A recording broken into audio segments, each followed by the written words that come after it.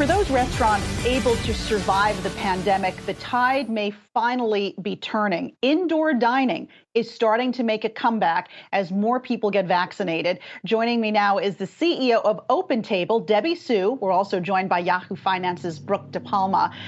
Good to have you with us, Debby. Thanks so much.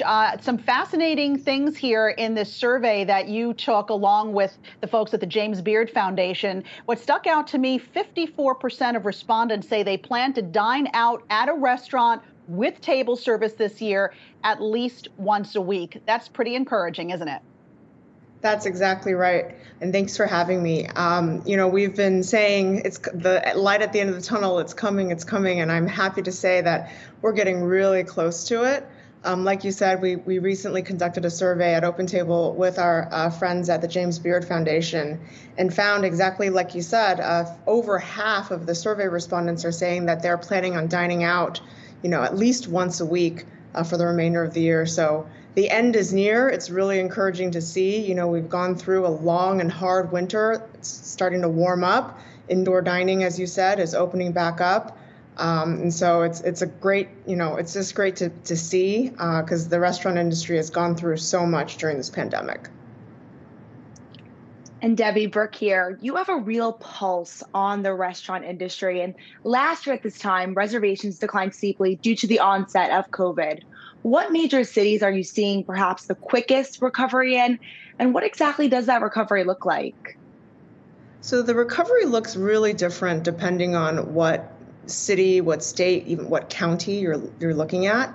In the U.S. at the state level, we're seeing places like Nevada and Oklahoma, New Mexico, Texas really start rebounding. Big major cities like San Francisco, New York, LA are still down, but you're seeing those numbers week over week increase. So that's really encouraging to see. We anticipate that as vaccinations continue to roll out and people get vaccinated, that those numbers will continue to increase. Debby, what are some of the trends you're seeing take hold in the restaurant industry that'll stick around well beyond the pandemic? I'd have to think contactless as much as possible is going to be a big trend.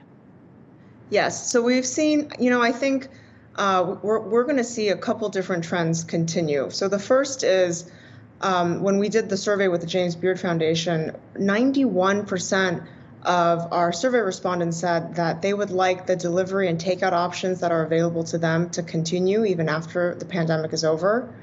We saw about 84% of survey respondents say that they want to continue to see restaurants offer outdoor dining. And at OpenTable, we're seeing the percentage of outdoor dining has probably increased about 12x in recent months. So there's a lot of demand for outdoor dining.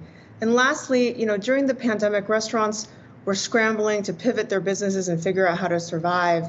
And many of them had to really double down on their investment in restaurant tech. So to your point, Alexis, things like contactless pay, online wait lists, ordering through a QR code and looking at menu items.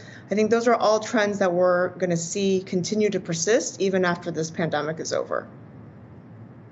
And speaking of doubling down by these restaurants, in order to use the OpenTable platform, it does come at a cost for these restaurants, and many of whom are still struggling. And so what exactly is the incentive there for these restaurants to join the platform? Speaking of, many of my favorite restaurants are not yet on OpenTable. Yes. So during the pandemic, OpenTable waived our fees for the majority of the entire pandemic.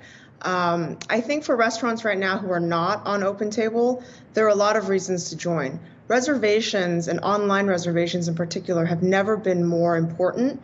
Right now, as restaurants are trying to grapple with their P&L and plan for the upcoming week, right, it's really important for them to know and get a good gauge on the demand that's going to be seated at their restaurant.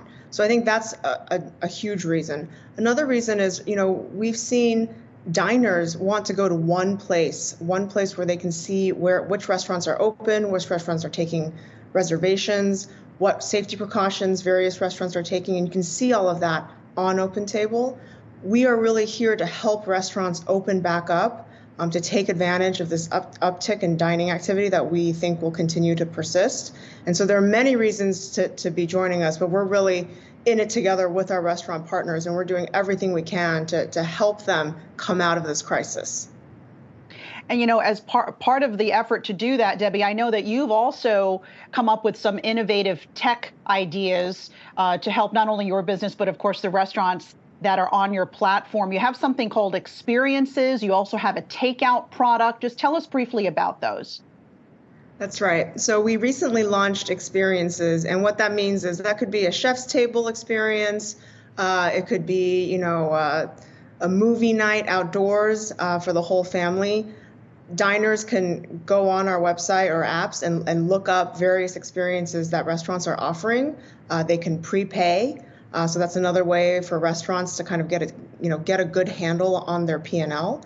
As you mentioned, we also launched takeout. So from the comfort of your own home on your OpenTable app, you can scroll through various restaurants' menus, order and pay, all on OpenTable. We've also recently launched contactless pay, QR codes, check in when you get to the restaurant, looking at the menu on your phone. So every opportunity to decrease that contact between restaurant and diners, we're going after. And we've had great success so far. Diners seem really open to it. And even in that survey that we were just talking about, over 70% of diners said that they want, these types of contactless features to continue. And restaurants are loving it too, because it helps them manage their restaurants more effectively. All right, Debby Soo, CEO of OpenTable, thanks so much for being with us. And Brooke Dipalma, our thanks to you as well.